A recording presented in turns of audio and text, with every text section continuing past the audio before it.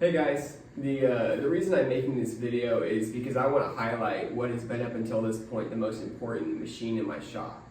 As a lot of you guys know, I got into blacksmithing through making knives when I was 14, and then I did a lot with doing architecture elements with my dad's business, and then in 2019 I was in a really bad blacksmithing accident, and while I was in the burn unit, I started watching a lot of videos of people making things like hammers, hatchets, tongs, tooling like that, and I decided I really wanted to learn how to make that kind of stuff. And so as soon as I was medically cleared to go back to work, my dad and I would take turns, swinging the sledgehammer, me striking for him and then him striking for me.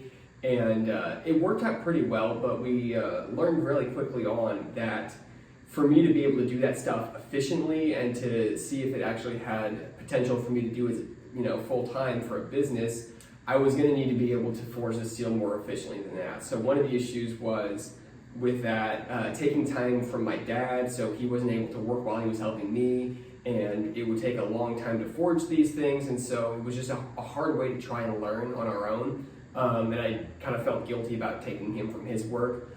So I decided really quickly it was important to be able to forge this stuff either with a press or a power hammer. So I pretty quickly decided between the two of them, a press or a power hammer, that a hydraulic press would be best for what I needed at the time. And so I started looking around for used presses kind of in my area. And then this was in the beginning of 2020, and everybody was dealing with lockdowns and people started getting really into the blacksmithing. So it was just really difficult to find used equipment.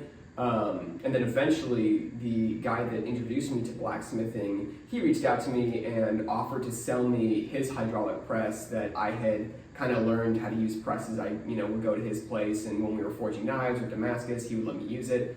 And so he offered to sell it to me, and at this point I was dealing with a lot of medical bills from the burn unit and everything. And so I thought to myself, do I want to take the plunge and buy this expensive piece of equipment? But then I realized, if I have any kind of future in the kind of blacksmithing that I want to be able to do, things like Damascus and then forging the hatchets, axes, and hammers and things like that, that I've got to have some kind of power equipment.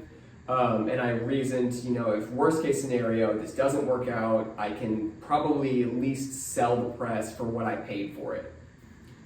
What I like about hydraulic presses in general, and also this one very specifically, is as opposed to something like a tire hammer, which would have been around the same cost, is it has 8 inches of stroke between the dies, and so that enables me to just pull the dies out if I want to punch a billet and drift it, whether it's an axe or a hammer. Then I can go and forge weld something in there too. I can do fullering. It still has a pretty good amount of finesse to it as well, not something not as much as a power hammer would.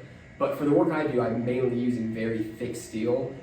So in my instance, I really like the press. It was cost effective, and it doesn't require any kind of special foundation and things like that. It also is much quieter. So I'm in a shared building right now, so I can't quite even set up my power hammer that I have.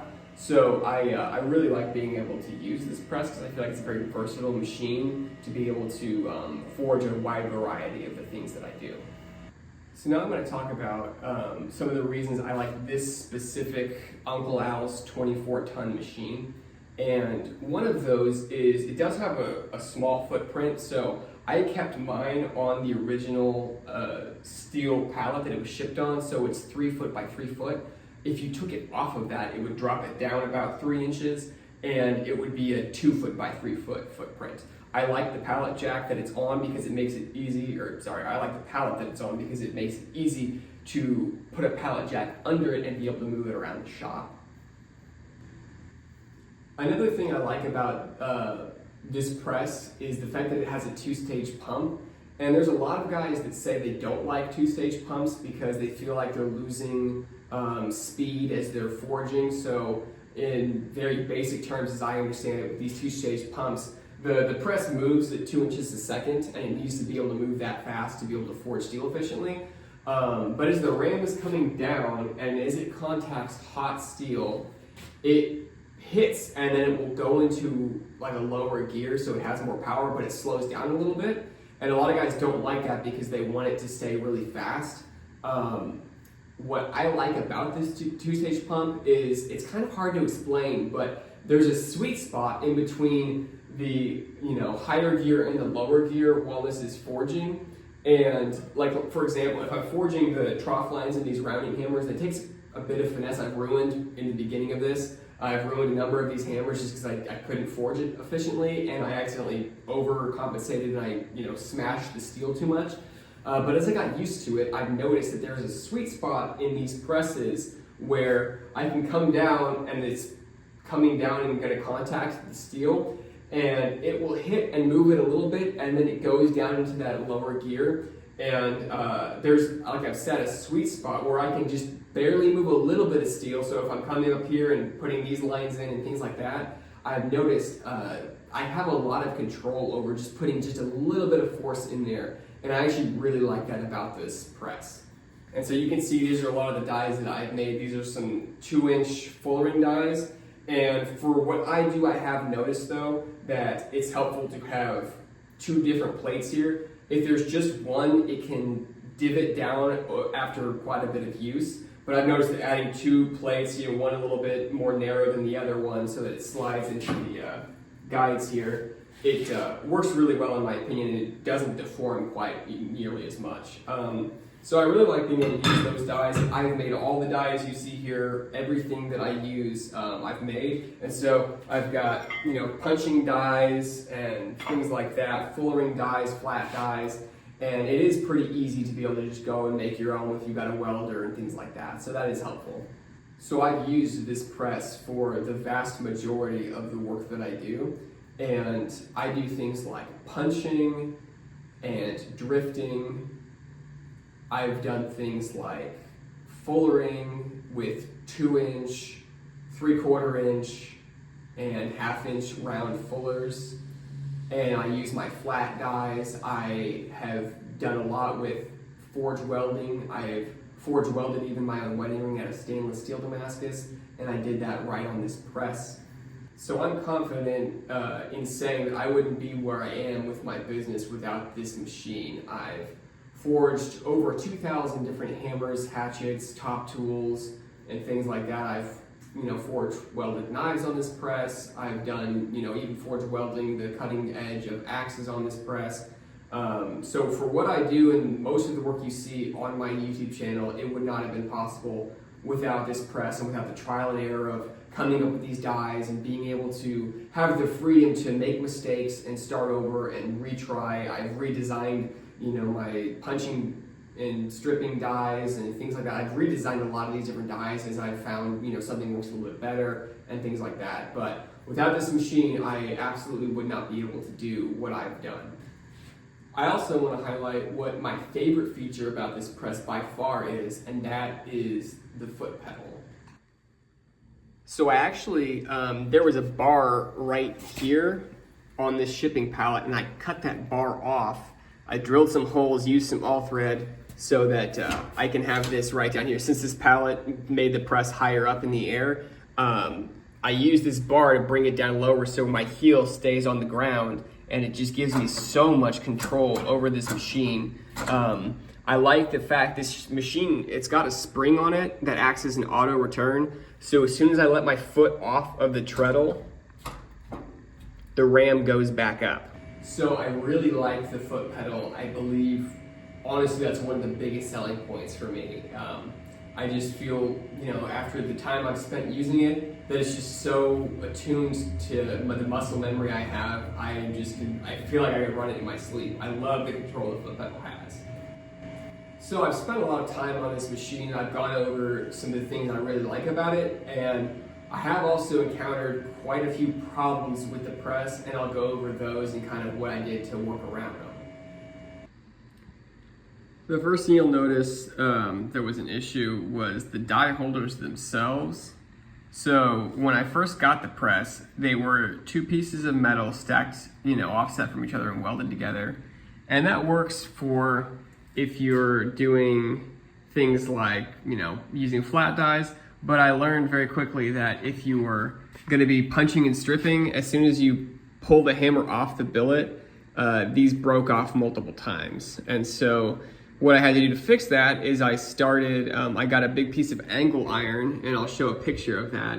And I basically ran it up through here, up through the top, and I have this, welded to the top of the dies. And so since I've done that, I haven't had any issue since then, and I've punched and drifted about 2,000 hammers and different tools like that.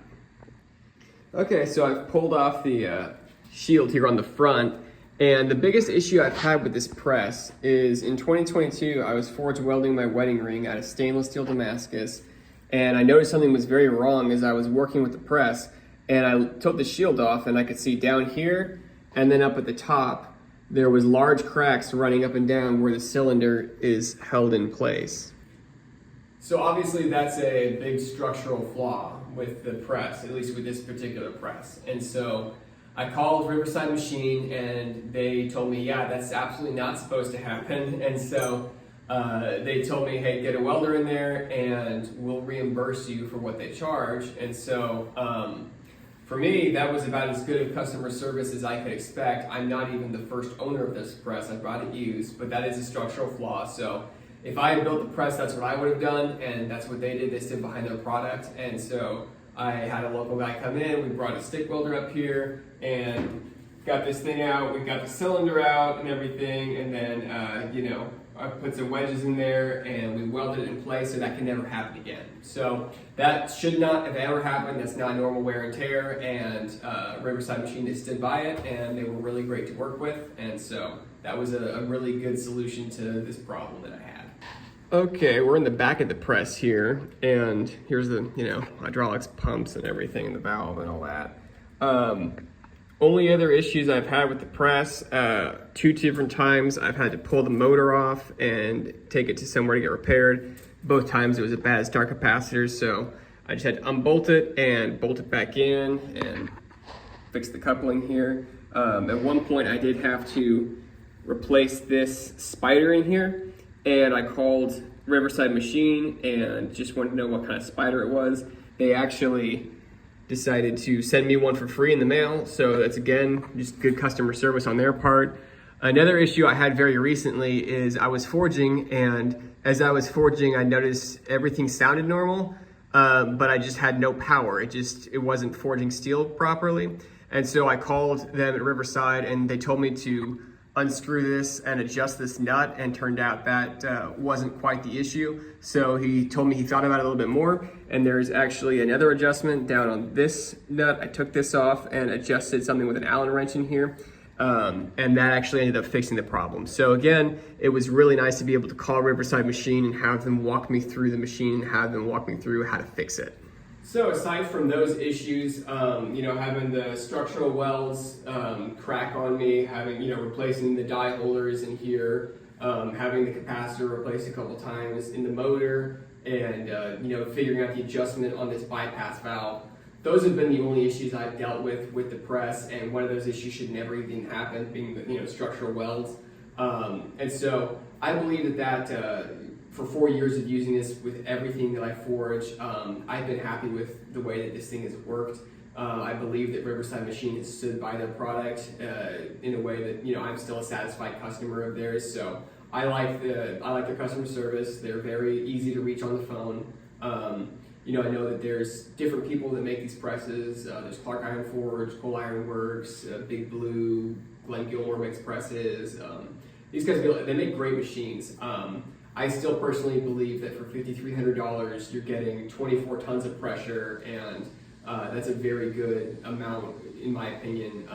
So the only time I've noticed, maybe I wish there was a little bit more pressure, is when I'm upsetting the faces on my flatters.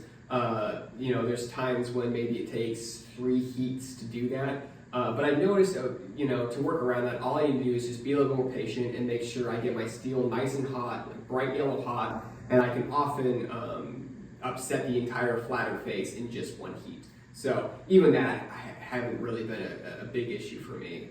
So I can forge weld, I can do all these kinds of things, and 24 tons has been plenty of pressure for me. If anything, I'm trying to forge a little bit lighter so I don't overexert and maybe mess up the eye of one of my pieces, or mess up with my fullers and things like that. So I'm trying to have a light foot when I'm forging these things so I don't take things too far with the 24-ton press. I still think it's a good value for the money, and I'm trying to make a video so that if somebody's trying to look for presses, when I was looking for them, seemed like it was kind of hard to find videos. So I'm trying to just add another video, hopefully to help somebody else in their decision if they want to buy one.